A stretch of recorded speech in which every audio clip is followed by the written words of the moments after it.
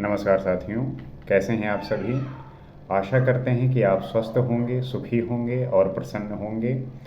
इस अष्टावक्र गीता की धारा में आपका स्वागत है, क्योंकि हमारा जो उद्देश्य है, हमारा जो एक ज्ञान को समझने की, मुक्ति को समझने की और बोध को समझने की जो एक प्रोसेस है, जो एक उद्देश्य है, उसी को जानने के लिए, उसी को समझने के लिए हम अष्टावक्र गीता की बातों को, सूत्रों को समझने का प्रयास करते हैं और जानते हैं कि ऐसी कौन सी बातें हैं जिनको हम धारण करके उन सब बातों को सीख सकते हैं, जान सकते हैं। तो आइए समझते हैं और देखते हैं। बुभुक्षरेः संसारे मुमुक्षरपि दृश्यते भोग मोक्ष निराकांक्षी विरलो ही महाशया।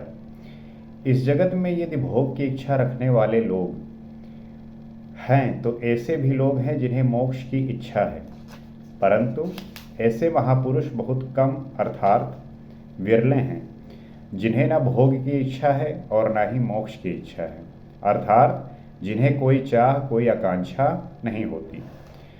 जब मन सभी प्रकार की भावनाओं से शांत हो जाता है तो वही मोक्ष है। जब आपका मन हर तरीके की भावनाओं से शांत हो जाता है, उसी को मोक्ष कहते हैं।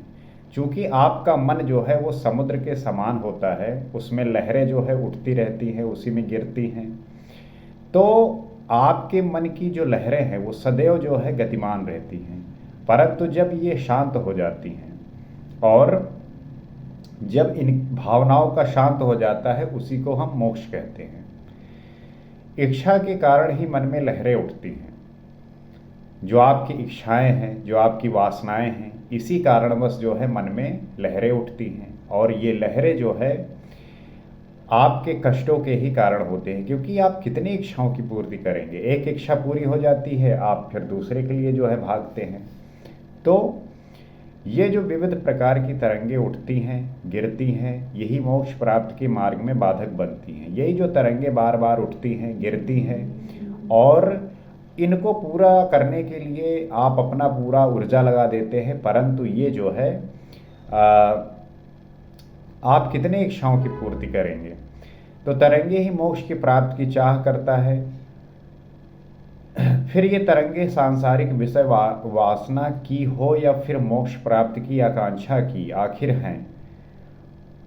तो तरंगे ही जो मोक्ष की प्राप्ति की चाह करता है, उसकी चिंता करता है, उसे प्राप्त करने हेतु प्रयास करता है, उसका मन विचलित रहता ही है और ये मन की अशांति ही मोक्ष में बाधक बनती है। तो मन की जो ये अशांति है, मन की जो ये अशांति है, यही जो है बाधक बनती है। संसारी सर्वदा आकांक्षा में ही जीवित रहता है, वह वासना में ही जीवित रहता है। जो संसारी व्यक्ति है उसका पूरा जीवन जो है वो आकांक्षा में ही जीवित रहता है, वासना में ही जीवित रहता है। सदैव किसी न किसी विषय के प्रति उसकी जो चाह है वो बनी रहती है। वो जो है सदैव कुछ न कुछ इस विचार से रहता है कि उसे कुछ इस सांसारिक जीवन में प्राप्ति मिल जाए, कुछ मिल जाए। तो कभी वो विषयों के भोग की इच्छा करता है तो कभी मोक्ष प्राप्ति की, परंतु वह इस रहस्य को नहीं जानता कि ये इच्छा मात्र ही बंधन है और इन इच्छाओं का त्याग ही मुक्ति है। उसके इन इच्छाओं और मोक्ष की प्राप्ति का जो मोक्ष की प्राप्ति के बाधक हैं, क्योंकि कभी विषयों के भोग की इच्छा करता है तो कभी मोक्ष प्राप्ति की। ये जो आपका मन है, कभी कभी ये कहता है कि पूरा संसार त्याग दें, सब कुछ त्याग कर बस मोक्ष की प्राप्ति जो है हम करें, परंतु फिर जो है ये कभी कभी आपको सांसारिक जीवन के प्रति फिर आकर्षित करता है। तो ये जो द्वंद्व है वो हमेशा चलता रहता है और ये तब तक चलता रहता है जब तक आपकी वासना बरकरार है, जब तक आप जो है वासना के वशीभूत हैं। जब तक आपकी वासना आपको घेरे हुए है तब तक ये जो है प्रक्रिया चलती रहती है। कभी वो विषयों के भोग की इच्छा करता है तो कभी मोक्ष प्राप्त की, परंतु वह इस रहस्य को नहीं जानता कि यह इच्छा मात्र ही बंधन है और इन इच्छाओं का त्याग ही मुक्ति है। तो ये इच्छाएं जो है चलती रहती हैं, ये जो है द्वंद्व चलता रहता है और ये द्वंद्व को जब वो समझ जाए कि अगर मैं वासना को सदैव अपने साथ कैरी करूँगा तब मुझे मुक्ति नहीं मिलेगी। मुक्ति के लिए सबसे ज़्यादा ज़रूरी है कि वासनाओं का वो त्याग कर दे, सारी जो वासनाएं हैं उसकी छूट जाए। इसलिए महर्षि अष्टावक्र कहते हैं कि भोग तथा मोक्ष दोनों में से किसी की भी इच्छा नहीं करता। वह व्यक्ति मुक्त होता है, परंतु ऐसे महापुरुष बहुत कम अर्थात विरले ही मिलते हैं। ऐसे जो महापुरुष होते हैं वो बहुत विरले मिलते हैं, बहुत रेयर मिलते हैं, क्योंकि ये जो प्रोसेस है, ये जो रास्ता है कठिन है, मुश्किल है, और इसको जो है आसान बनाना हर किसी की बात नहीं है। इसको कुछ विरले व्यक्ति ही जो है पूर्ण करते हैं। अज्ञानी तो दोनों में ही इच्छा रखने वाला होता है। अज्ञानी की जो इच्छाएं हैं वो सदैव बरकरार रहती हैं, उसका चाहे विषय वस्तु के प्रति हो या मुक्ति के प्रति सदैव बनी रहती हैं, और जो है उसको इस तरीके से परेशान करती हैं। धर्मार्थ काम मोक्षेषु जीवते मरणे तथा कश्याप युदार चित्तस्य हेयोपदेयता न ही। कोई उदार चित्त वाला ही होगा जिसकी धर्म, अर्थ, काम, मोक्ष, जीवन और मृत्यु के प्रति त्याग तथा ग्रहण की भावना नहीं हो। तात्पर्य क्या है कि जो आत्मज्ञानी होता है वही उदार चित्त वाला होता है।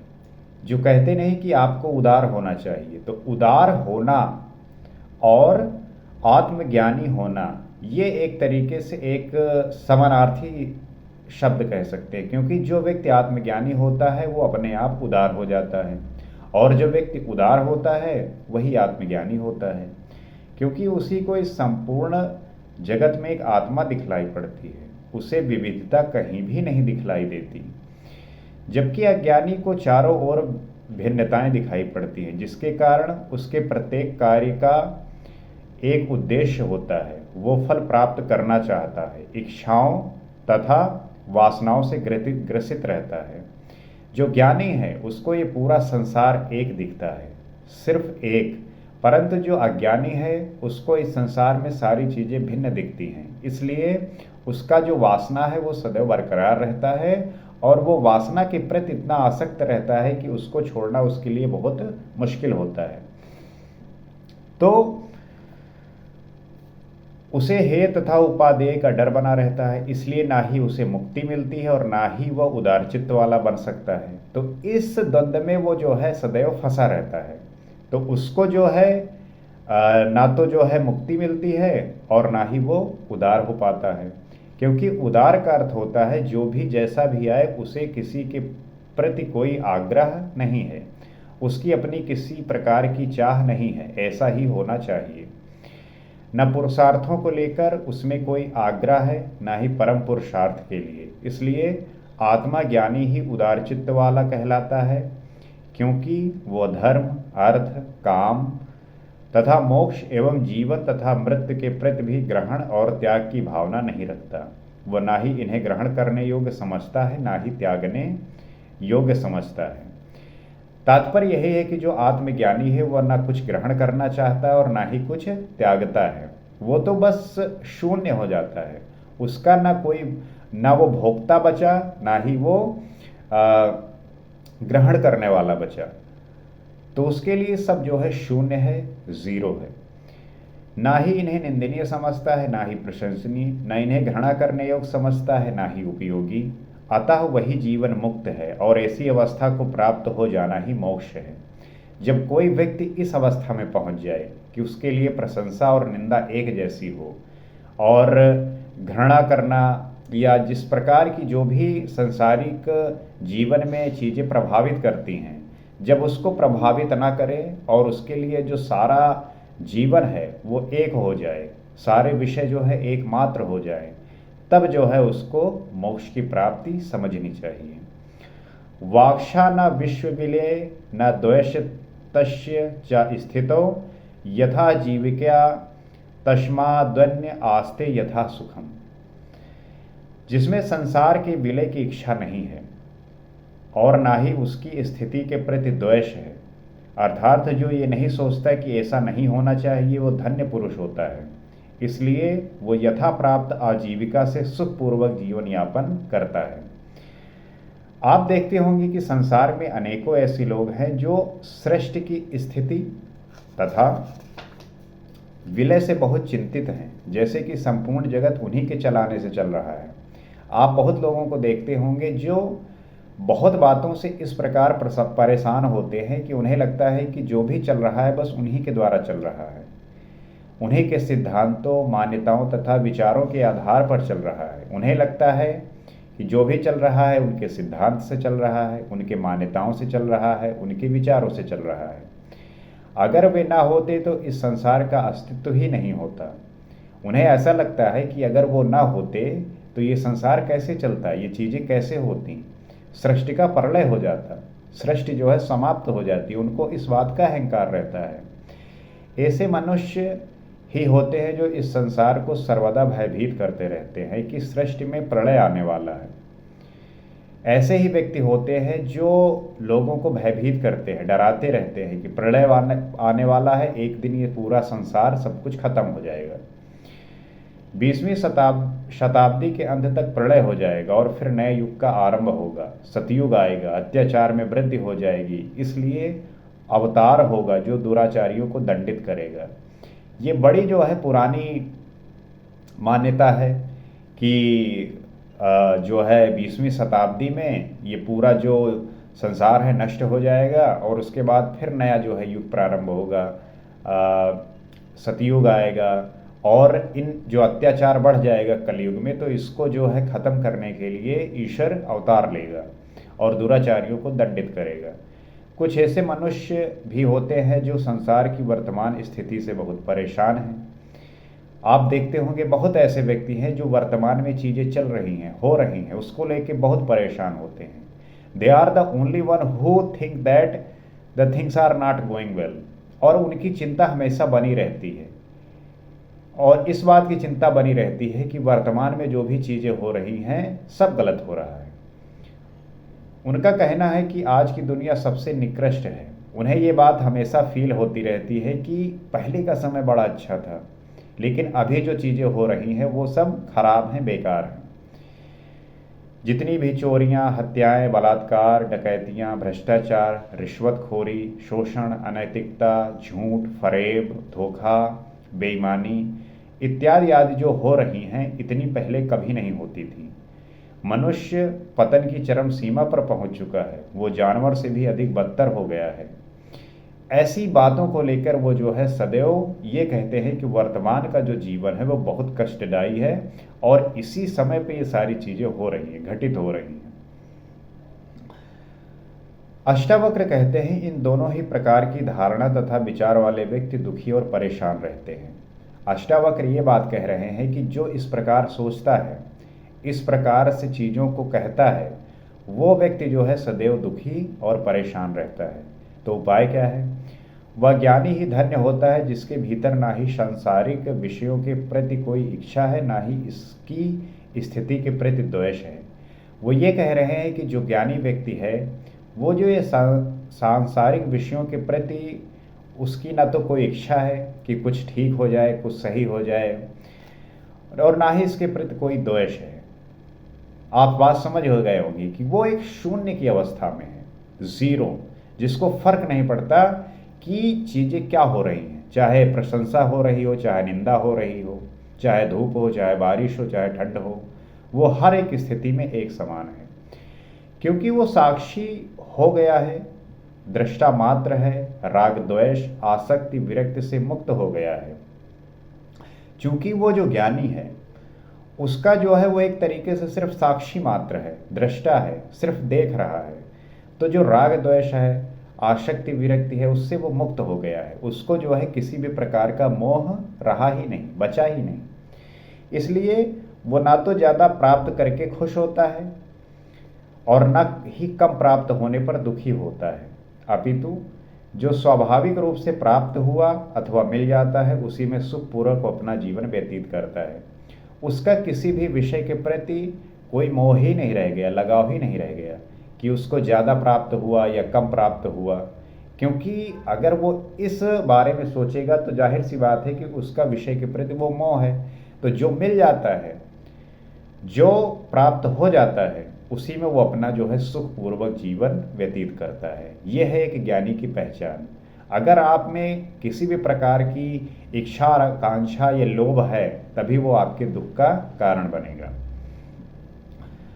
कृतार्थो अनेन ज्ञानेन अतवेवं गलितधि कृति पश्य क्षणवन स्पृह घिन्न अश्न त्रास्ते यथा सुखम।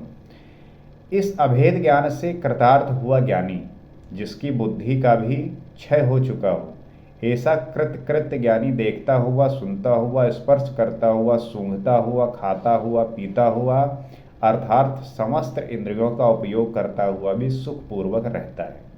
तात्पर्य क्या है कि एक ही चैतन्य आत्मा इस संपूर्ण सृष्टि का आधार है।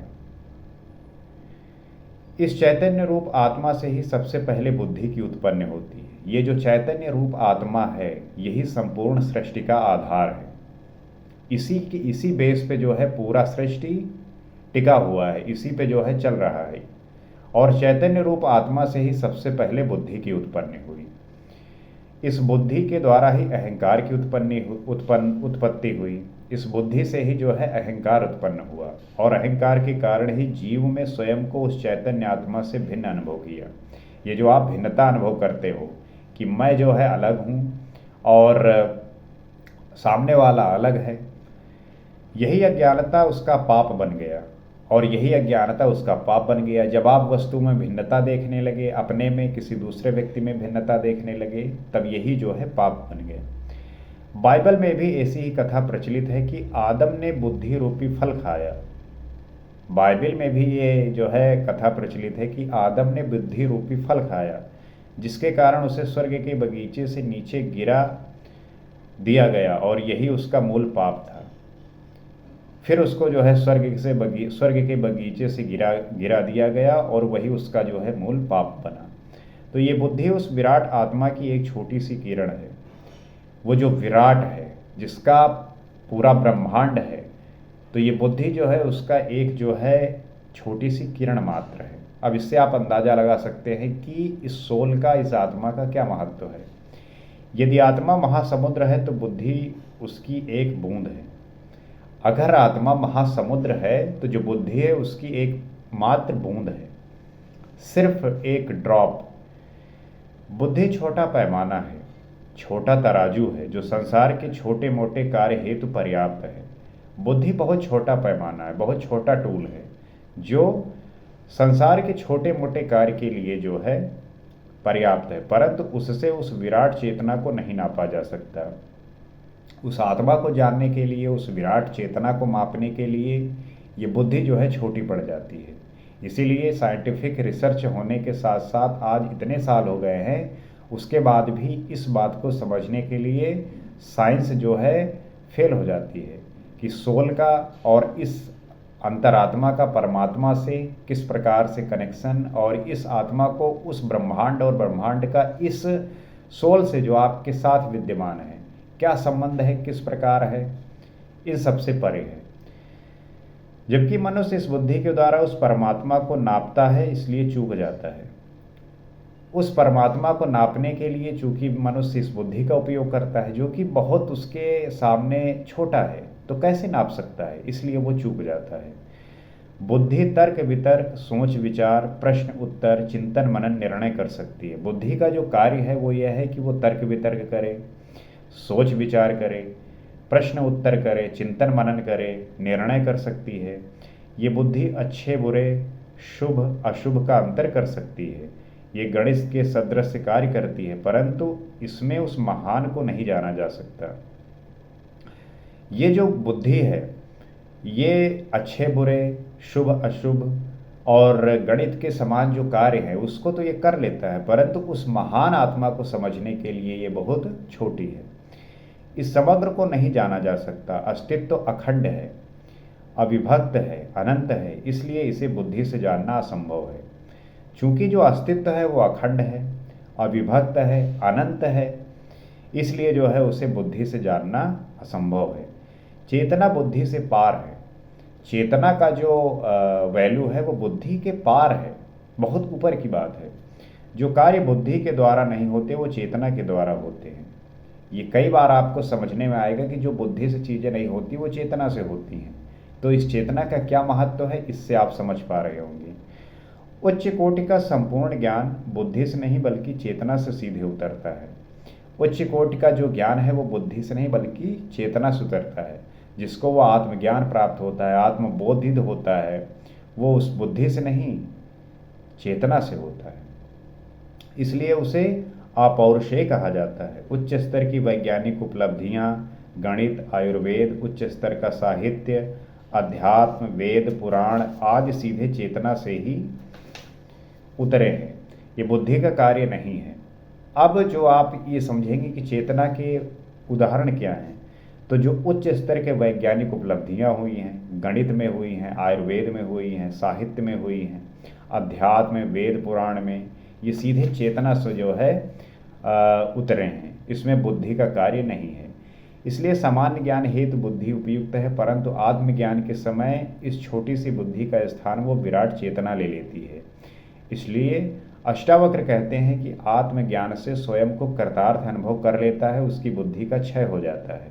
तो जो उस चेतना से कृतार्थ अनुभव कर लेता है, उसको महसूस कर लेता है, तब ये बुद्धि जो है, जो तर्क वितर्क करती है, इसका जो है नाश हो जाता है। वो क्षुद्र से विराट रूप धारण कर लेता है, वो छोटे से बहुत बड़ा बन जाता है, उसकी कोई सीमा नहीं होती। उसे संपूर्ण कार्यों का और विधि विधान का बोध हो जाता है, जिसके कारण वो इस तुक्ष जगत में विमोहित न होकर स्वाभाविक रूप से अनिवार्य कर्मों को करता हुआ जगत के प्रति साक्षी भाव से रहकर सुख के साथ जीवन यापन करता है। वो चिंता और वासना से मुक्त हो जाता है। जो चिंता और वासना है दुख का प्रमुख कारण, उससे जो है वो मुक्त हो जाता है। जीवन संयुक्त है, परंतु बुद्धि के वशीभूत होने के कारण ही उसे भिन्नता की प्रतीत होती है। और जब बुद्धि का क्षय हो जाता है तब सब कुछ संयुक्त दिखाई देने लगता है। यही सत्य है, यही ज्ञान है। जहाँ बुद्धि की सीमा समाप्त होती है वहीं से उस चेतना का आभास होता है। जहाँ पे बुद्धि समाप्त हुई वहीं पे उस चेतना का जो है आभास होने लगता है। तो बुद्धि से नहीं बल्कि चेतना से ब्रह्मा मिलेंगे। उस चेतना के सदृश है तो उसी वैसा ही बनना पड़ेगा। तो ये आपकी रिस्पॉन्सिबिलिटी है कि आप उसको किस तरीके से मैनेज करते हैं, क्योंकि ये चीज़ है समझने की, विवेकता की। आप कितने भी बुद्धिमान हो, कितने भी समझदार हो, लेकिन अगर उस बात को नहीं समझ पा रहे हो जहाँ पे उससे उसकी प्राप्ति होगी, तब आपको कठिनाई होगी। परंतु जब आप ये बात समझ गए और इसको अगर धारण किया अपने जीवन में, इसको अप्लाई किया, एग्जीक्यूट किया, तो आपको ब्रह्मा की जो है प्राप्ति ज़रूर होगी। आप जो है आत्मबोधित जरूर होंगे और आप में एक ज्ञान का और मोक्ष का जो प्रवाह है वो प्रवाहित होगा। इसी आशा के साथ मैं आपसे यही उम्मीद करता हूँ कि आप बात समझ रहे होंगे।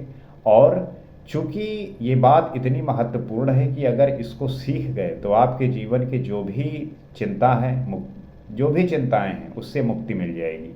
जो भी परेशानियां हैं उसमें धीरे धीरे कमी आएगी और एक समय पर सारी समाप्त हो जाएंगी। आपके जीवन में आनंद का प्रवाह होगा। और ये जो आपका और हमारा साथ है, इस संवाद के माध्यम से हम समझने का प्रयास करते हैं, इसके द्वारा ही हम चीज़ों को और अपने आप को शुद्ध और पवित्र कर सकेंगे। इसी आशा के साथ आपसे मैं ये भी उम्मीद करता हूँ कि इन बातों से बहुत सारे ऐसे व्यक्ति हैं जो वंचित हैं, वो भी जानना चाहते हैं, वो भी समझना चाहते हैं, वो भी अपने जीवन में उलझे हुए हैं। परंतु अगर आप उन्हें बताएंगे और हमारे ये जो बात है इसको उन तक पहुंचाएंगे, तब जो है वो भी उस बंधन से छूट सकेंगे और अपने जीवन में आनंद का प्रवाह कर सकेंगे। हमारा यही उद्देश्य है कि हम इस देश को, इस संसार को हर तरीके की जो भी परेशानियां हैं उससे मुक्त कर सकें और सबका जीवन आनंद से हो सके। इसी आशा के साथ अगले एपिसोड में आपसे फिर मुलाकात होगी। आज के लिए बस इतना ही। नमस्कार।